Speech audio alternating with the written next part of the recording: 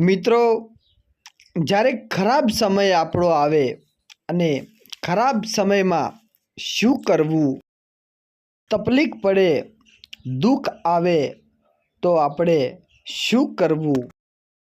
મિત્રો, નાનકડી એક વાત છે. વાત તમને જણાવું. આ વાત ઉપરથી આપણે ખરાબ સમયમાંથી, દુઃખમાંથી અને ખરાબ સમયમાંથી જો બહાર નીકળવું હોય તો શું કરવું, આપણને આ વાત ઉપરથી ખબર પડશે અને આ વાત ઉપરથી આપણને કંઈક જાણવા મળશે કે આપણી ખરાબ સમયમાંથી, દુઃખીમાંથી બહાર નીકળવું હોય, સુખી થવું હોય અને પૈસાવાળું થવું હોય તો શું કરવું? મિત્રો, એક ભિખારી હતો. એ ભીખ માગી અને પોતાનું ધન ગુજરાન ચલાવતો હતો. બસ સ્ટેન્ડમાં, બજારમાં, રોડ ઉપર, આજુબાજુના રહસ્યોમાં અને સોસાયટીઓમાં ભીખ માગીને તે જીવન જીવતો હતો. એક દિવસ એ ભીખ માગતો હતો. એવામાં કોઈ સારા વ્યક્તિએ, કોઈ સારા માણસે એને આવીને પૂછ્યું કે ભાઈ, તું આટલો બધો જવાન છે, તારું શરીર લઠ જેવું છે, સતત તું કેમ ભીખ માગે છે? અને તું ભીખ માગીને શું કામ ખાય છે? તું સારું એવું કંઈક કામ કર, મહેનત કર અને લઈ અને ખા. મિત્રો, આ સાંભળી પેલા ભિખારીને વિચાર આવ્યો કે આ ભાઈની વાત તો સાચી છે. એટલે એને આજુબાજુમાં જોયું એટલે કંઈ દેખાણું નહીં. એટલે એને રસ્તા ઉપર ઊભેલા આકડાનું ઝાડ દેખાણું.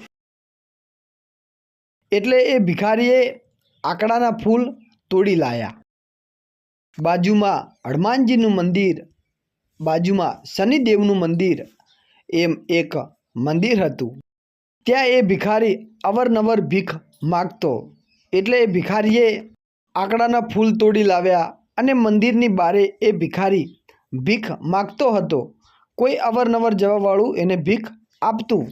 એટલે આ ભિખારી એ બેઠો બેઠો ભીખ આપનારાને સામેથી આકડાના ફૂલ આપે અથવા આકડાના ફૂલની માળા બનાવેલી હોય એ આગલા લોકોને આપતો. ભિખારીએ આ કામ સતત ચાલુ રાખ્યું.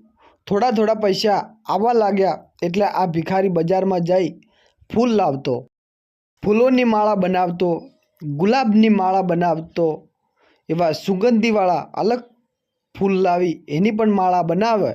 ધીરે ધીરે આમ કરતાં કરતાં આ ભિખારી પૈસાની આવક વધતા એક નાનકડી દુકાન બાજુમાં કરી. જેમ જેમ એની પાસે ગ્રાહક વધતા ગયા, એની પાસે ફૂલ હાર લેવા આવે, ફૂલ ચડી લેવા આવે, આવી રીતના એની પાસે સતત ગ્રાહક વધવા લાગ્યા. થોડો સમય ગયો એટલે કે 5-6 મહિના ગયા. એટલે જે વ્યક્તિ એને સલાહ જે આપી હતી એ જ વ્યક્તિ મંદિરે દર્શન કરવા આવેલો અને એને મળ્યો. ત્યારે ભિખારી કહે છે, હે ભાઈ, જે તમે મને મીઠો ઠપકો આપ્યો હતો, જે તમે મને સલાહ આપી હતી, એનાથી જુઓ અત્યારે મારો વેપાર ધંધો સારો ચાલે છે. એટલે પેલા ભાઈએ કહ્યું કે હું તો ભાઈ તમને ઓળખતો નથી અને તમે કહ્યું એ પ્રમાણે મેં 100 મહિનાથી આ કામ શરૂ કર્યું છે. નાનામાં નાની વસ્તુ લાવીને આકડાના ફૂલ લઈ અને જે લોકો મને ભીખ આપતા એને હું સામેથી આપી એ પૈસાથી ધીરે ધીરે પૈસા ભેગા કરી અને આ કામ મેં આટલા સુધી પહોંચાડ્યું છે. ભાઈ, એમ કરતાં કરતાં મેં 6 મહિના કાઢ્યા અને મારી પાસે થોડા ઘણી મૂડી પણ થઈ છે. એટલે પેલા ભાઈએ કીધું ફૂલ વેચવાવાળા ભિખારીને કે હવે તું ભાઈ વેપારી બની ગયો છે. એટલે મોટો ધંધો, મોટો બિઝનેસ તારે ચાલુ કરવો જોઈએ. એટલે ફૂલના વેપારીએ પેલા ભિખારીએ નક્કી કર્યું કે હવે હું આ ભાઈ જેમ સૂટ બૂટ અને ગાડીમાં જ ફરીશ. એટલે એને ઊંચા સપના જોયા. ધીરે ધીરે એ ફૂલોની માર્કેટમાં ફૂલોનો મોટો વેપારી બન્યો અને ફૂલોની આખી ગાડીઓ ખરીદી લે અને આખી ગાડીઓ વેચવાન એટલે કે આખી ગાડીઓ બુકિંગ કરાવી દે. તે પ્રમાણે ખેતરોમાંથી આખી ગાડીઓ આવેલી ખરીદી અને માર્કેટમાં વેચવા લાગ્યો. આમ કરતાં કરતાં 6 મહિના બીજા વીત્યા. એટલે આ ભિખારી રૂપિયાવાળો પાલટી બની ગયો, મોટો વેપારી બની ગયો, ફૂલોની દુકાન લીધી અને ફૂલોની મોટી ભેટી બનાવી દીધી અને ભિખારીમાંથી રાજા બની ગયો, ધનવાન બની ગયો, રૂપિયાવાળો પાલટી બની ગયો.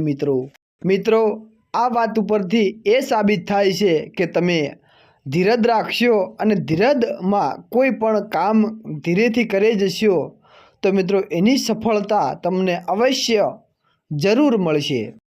જો તમારી નીતિ સાચી છે, જો તમારું કાર્ય સાચું છે, તમારું મન સાફ હશે તો પરમાત્મા તમારા ઉપર જરૂર એક દિવસ કૃપા કરશે અને આના બનાવ્યો શેઠ એની ગોળી તમને પણ એક દિવસ શેઠ જરૂર બનાવશે. પણ મિત્રો નવરા બેસી રહેવું ને એ નખો દ્વાળ્યું એમ કહેવાય છે. એટલે મિત્રો જાગ્યા ત્યારથી સવાર અને જિંદગી એક જ વાર આવી છે તો આ જિંદગી સારી રીતે બનાવી લો અને આ જિંદગીને સારી રીતે જીવી લો મિત્રો. અને મિત્રો જિંદગી આવી છે તો તડકો અને સાયો આવે છે અને જાય છે, દુઃખ અને સુખ આવે છે અને જાય છે. આવી રીતના મિત્રો જીવન તમે જાણી અને જીવન તમારું ગાળશો તો મિત્રો ખૂબ જ મજા આવશે અને જીવનમાં કંઈક તમે પ્રગતિ સારી એવી કરી શકશો. તો મિત્રો આજનો વિડીયો જો આટલે જ સમાપ્ત કરીશું. પણ મિત્રો તમને આ વિડીયો ગમ્યો હોય તો લાઈક કરી દેજો, ચેનલને સબસ્ક્રાઈબર કરી દેજો. મિત્રો જય માતાજી, જય શ્રી કૃષ્ણ, જય ગુરુ મહારાજ.